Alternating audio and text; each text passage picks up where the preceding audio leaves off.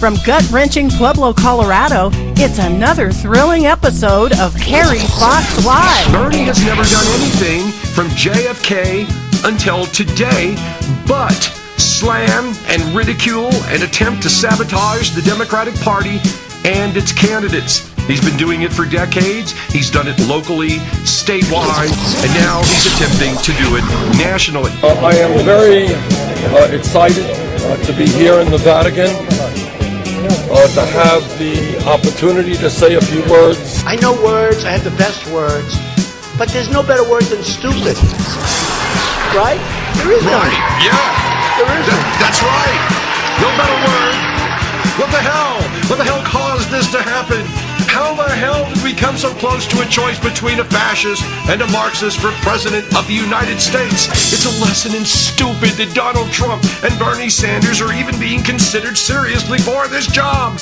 But the deeper question is why? When it's most important, why is the U.S. electorate trying to terrorize the world with our presidential selection process? Welcome to Kerry Fox Live, a futile attempt to promote truth and common sense in a world gone mad. Mad, I say, just me and my drunken stupor pontificating upon the hypocrisies of our times. A show for liberals, a liberal show. Who caused all of this? And what do they want? Fear not, when I start off asking questions, you can be sure I will provide all the answers. It's a simple matter of deduction combined with my inexhaustible knowledge of the subject matter at hand. There are culprits in this equation, and the culprits will all be named on this show personally. Their names and addresses and phone. No, not that much, no. There are culprits who took advantage of something amiss in our society, and they turned our country into the prequel for the movie Idiocracy. So wait a minute. What you're saying is that you want us to put water on the crops? Yes. Water? Like out the toilet? Well, I mean, it doesn't have to be out of the toilet, but yeah, that's the idea. If you put water on plants, they grow. Well, I've never seen no plants grow out of no toilet. And that is how we came dangerously close to a choice between fascism and Marxism in the general election. And some people are even saying that Marxism isn't yet out of the running. In this wackiest of election cycles, Donald Crash Trump, let's just call the Donald Crash, okay? Everything about Donald Trump screams the word crash. And Bernie the Bern Sanders, they are both symptoms of a much larger problem. Yes, just one primary problem, no pun intended. And again, this problem is indicative of both extremes of the political spectrum. It goes deeper than it first appears, and it already appears to be a bigger problem than we could have ever imagined. The evidence is in the political news each and every day. The first thing you see is the reactionary angle. Both Donald Trump and Bernie Sanders supporters are reactionaries, rebelling against the establishments of both parties. Maybe we can learn something just from the political pitches of both Donald Trump and Bernie Sanders. The essence of the political campaign is the political pitch and the political philosophy the candidate puts forth. Donald Trump has a political philosophy. She stroked his pretty skin, and then she kissed and held him tight. But instead of saying thank you, that snake gave her a vicious bite. It's about a snake. Take me in, O tender woman. Take me in, for heaven's sake. Take me in, O tender woman, sighed the vicious snake. I saved you, cried the woman, and you've bit me. Heavens, why? You know your bite is poisonous, and now I'm going to die. So that's it. Oh, shut up, silly woman, said the reptile with a grin. You knew damn well I was a snake before you took me in. Does that make sense to anybody? Does that make any sense? That's great. Okay. Yes, why, yes, I see.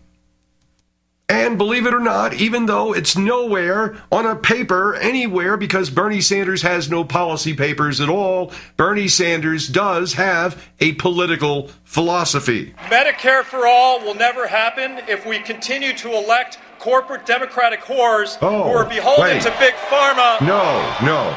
Wait a minute. No, I don't think that was Bernie Sanders. No, I don't think so. Let's listen again. Medicare for all will never happen if we continue to elect corporate Democratic whores who are beholden to Big Pharma. Okay. That was the wrong clip. That was not Bernie Sanders. That was Dr. Paul Song, whose sister-in-law was saved from prison in North Korea by Bill and Hillary Clinton.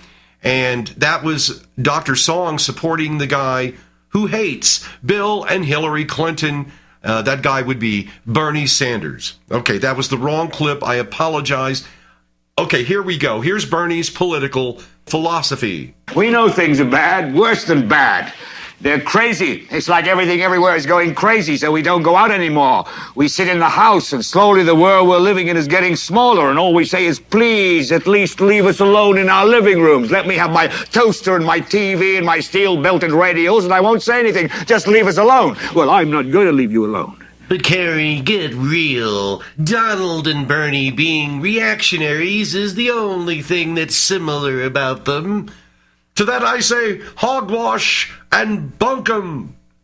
Both Trump and Sanders are outsiders threatening the two major political parties from within. Both candidates have staked out a segment of society for their supporters to blame for their multiple woes in life. Donald Trump and Bernie Sanders both have solutions to the problems they identify with the most. Here's Bernie's solution on his core issue. In case you don't know, the American people hold the President of the United States in contempt. They hold the Democratic Party in contempt. And here is Donald Trump's solution to one of his core issues. And we love the place. You know, we love, just so you understand, I went to school in this state, right? We know that, right? So I know a lot about Pennsylvania, and it's great. How's Joe Paterno? We going to bring that back? And so, if you are a decent person, you can certainly disagree with Donald Trump and Bernie Sanders on their solutions concerning their core issues. But don't try and tell me the two reactionary candidates aren't similar. Neither one cares for immigrants. Donald Trump wants to build a wall. A big, beautiful, powerful wall. It can have a gate. It can have a door. And Bernie Sanders has actually voted against immigrants and in favor of the racist Minutemen. Both candidates are completely incompetent on the issue of guns and who should have them. Both candidates are even racist about their stance. Bernie uses the word rural in relation to gun owners. Like, we don't know that's code for white people. Donald Trump is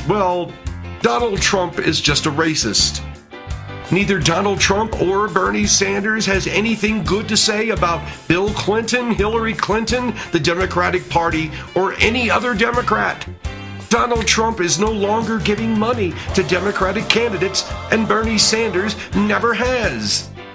Both candidates dodged the Vietnam War, and both of them have been married multiple times, and both have had kids out of wedlock. The candidates are as similar as hell. So doesn't that mean that those who support each of them are stupid? Yes, it does. Obviously, we have a problem with the education system here in the United States of America. We have to do better than this. We can't discuss it any longer. We have to do it. You've tried to discuss politics with Trump supporters and Bernie supporters. You already know that education, or rather the lack of it, or rather the lack of the desire for it, you already know that's a big problem. You can't discuss logic in politics with pinheads who refuse to educate themselves, but rather they act on their initial feelings, or they react to the mob around them. But is even education a symptom of the problem rather than the problem itself? Yes it is. But which segment of our population is the segment responsible for exploiting that breach from ignorance to supporting Donald Trump or Bernie Sanders because of a meme they saw on Facebook?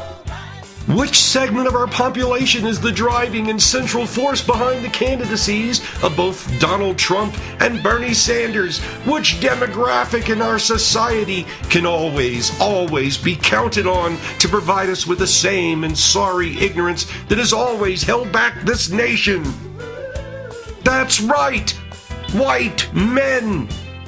It's extremely naive and ignorant young white men, and it's older and paranoid white men responsible for the ever-increasingly bad choices being thrown up for president of the United States.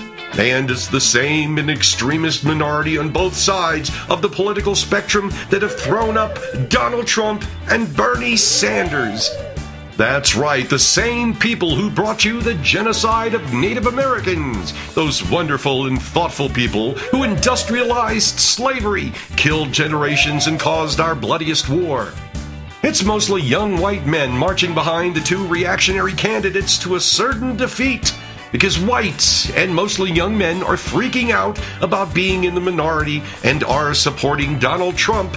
And other white and mostly young men are thinking of themselves instead of the nation and all of our futures. Neither of these groups in the same classification have a political philosophy based upon anything resembling reality. It's mainly based upon their desires and upon their fears. They are the extremes, and they are magnified to importance because this is the primary and most people aren't paying attention yet.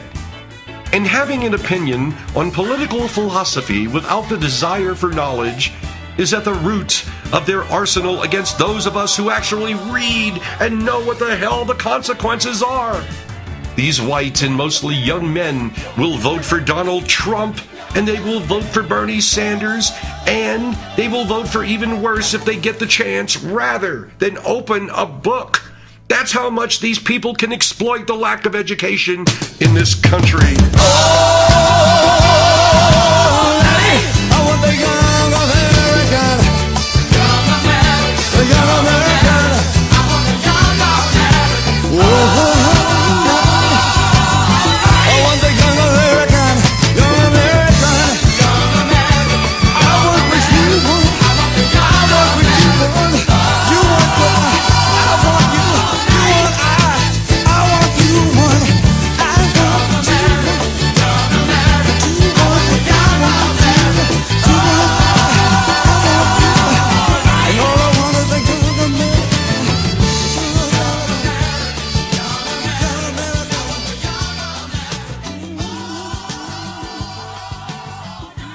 We're Mississippi. We're proud of our southern values, magnolia trees, and hot days. Now, thanks to Governor Bryant, we have an oppressive law to match our oppressive heat. Here, you can march to the beat of your own drum as long as that beat harkens back to 1888. Visit one of our soul food restaurants and swallow your sense of humanity. Toast to being the state with the third highest teen pregnancy rate. Come dance your heart out without the fear of a gay man or lesbian showing you up. Paddle your way through semantics that justify discrimination. Explore nature with your nuclear family while explaining to your kids why being different is bad and why sex is scary. Soak up the fun in our national chain restaurants and stores before they pack up and leave. Walk amongst mansions previously inhabited by slave owners and now inhabited by bigots. Explore our vast collection of books before we burn them all. And fish in the quiet solitude of knowing that you've been left behind by history. Visit Mississippi. We're even worse than North Carolina. She is the best qualified person for this moment in history I've ever seen. And I've studied all my predecessors. The average person who gets elected president is intelligent, hardworking, and honestly tries to do what they say they're going to do when they get there. But there's a big difference in who can do and who can't. Here's what I know about Hillary. She's the single best change maker I've ever met in my life. And we need a change maker, not a change talker or a change maker. So I'll tell you a couple of stories you may not know. A court said our schools weren't properly financed in Arkansas, and we were going to have to reallocate the money. I put Hillary in charge of coming up with new standards. She went to every county in the state, made all the people who didn't want to change mad, presented it to the legislature. The crusty old head of the education committee in the legislature said it was so good he thought maybe that we had elected the wrong member of our family. And there's something to be said for that. Anyway, 9 years later, I come to Iowa, running for president, telling you the two most improved school systems in America were in Arkansas and South Carolina. She did that, not me. She'd never been elected to anything. She just always made something good happen. She went to South Carolina to see why all these African-American teenagers were being jailed as adults. 13, 14, 15 years old, being kept for years in adult prisons. And she went back and they changed that too. She hadn't been elected to anything, but she was making change. That's just the beginning. I could keep you here till tomorrow morning telling you these stories. It's hard work. It's policy. The country needs somebody who can actually get something done. Yes. She comes in one day just jumping up and down happy. She said, you know, I've been so worried. We had 6 of the 20 poorest counties in America. She said, these kids are going to school. They're not able to learn. There's no kindergarten. There's certainly no pre-kindergarten. There's no preschool. I found it. I found a preschool program in Israel that teaches people to be their children's first teachers, even if they're illiterate. I think it would work here. I said, well, what are we going to do? She said, I did it. I called the woman who started it. She'll be here in 10 days, and we're going to start this program. Now, here's what happened. Next thing I know, I'm going to these little graduations for preschoolers. Next thing you know, it's in 26 states. It's still thriving. And there are thousands of people in this country today who have better lives and learn more and grew up just because of her. And they have no clue. And she didn't care, and she hadn't been elected to anything. She just made something good happen. You're entitled to give all these remarks the love discount if you want. But everything I have told you, I believe with all my heart. She's the best person to win the election, the best person to implement the changes we need, economically and socially, the best person to preserve the gains we've made under President Obama. But mostly, I want you to do what's best for you. Most of the people in this audience have more tomorrows than yesterdays. Those of us who have more yesterdays than tomorrows, believe it or not, spend most of our time thinking about the future. And I believe it would be a gift that we keep on giving, because she made everything she ever touched better. Thank you very much.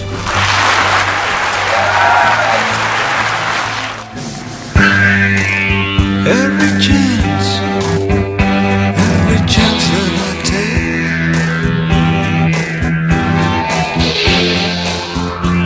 I take it on the road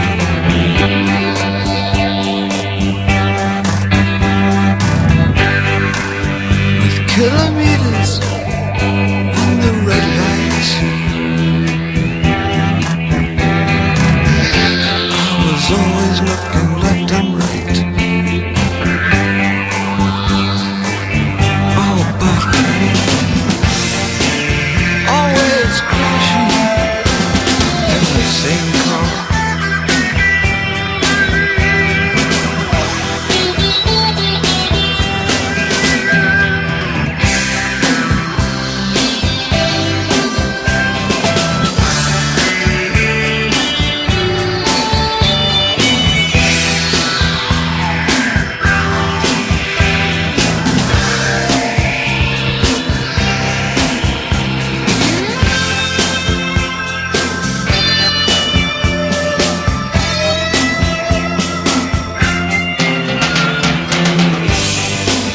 Jasmine, I saw you breathing.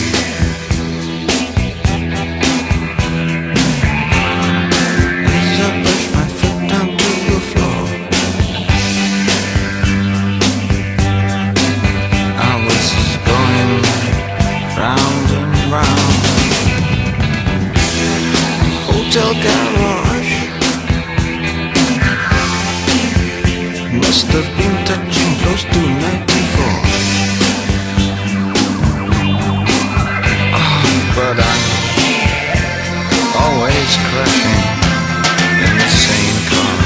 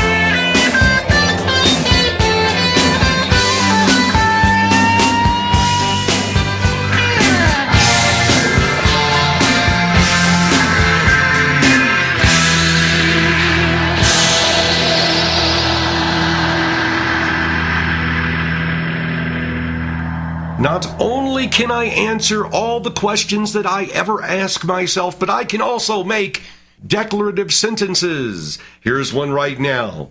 A vote for Bernie Sanders is a vote for Donald Trump. Yes, and I'm not saying that because I support Hillary and I just want to scare people that Donald Trump might get elected if Bernie Sanders is the nominee, even though that's what would happen if Bernie Sanders were the nominee. But I'm not saying that because I'm doing that. No. What I'm doing is comparing Bernie Sanders to Donald Trump. A vote for one or the other is the same damn thing, and we'd still probably end up with Trump. But Kerry, you imbecile, how can you compare Donald Trump to Bernie Sanders? Both candidates are monumentally unprepared to lead anything, anywhere. If either Crash or Bern gets elected, we will spend the next 4 years absolutely terrified at what might happen next. We haven't felt like that since the disastrous ending of the disastrous Bush administration. How soon we forget. I mean, come on. The W administration was bad from start to finish, remember? We never had a moment's peace because they kept scaring us with color codes and then telling us to go shopping. Just when you figured the horrid Bush terms were almost over and he couldn't pose much more of a threat, the doofus crashes the economy, bails out his buddies, and then he can't account for 2/3 of the trillion or so that we gave him to bail. Never mind. When President Obama got the keys, the thing was damn near totaled. I bring up the Bush administration because with Bernie, we'll either get 4 years of his hollering followed by 8 years of fascism, or more likely, we'll get 8 glorious years of Donald Crash Trump. It's true. It's true. What I've heard and seen all these years, white men could get us all killed.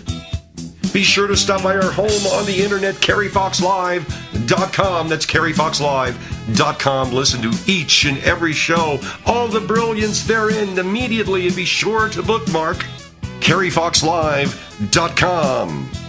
Like us on the Facebook page and follow political news with me on Twitter at kerryfoxlive. Once again, thank you for listening to me spew as I do. Until next time, this is Kerry Fox saying, I'm a human being, God damn it! My life has value!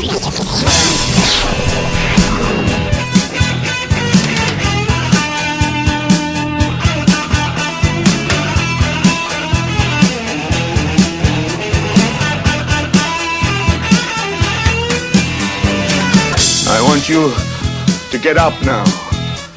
I want all of you to get up out of your chairs.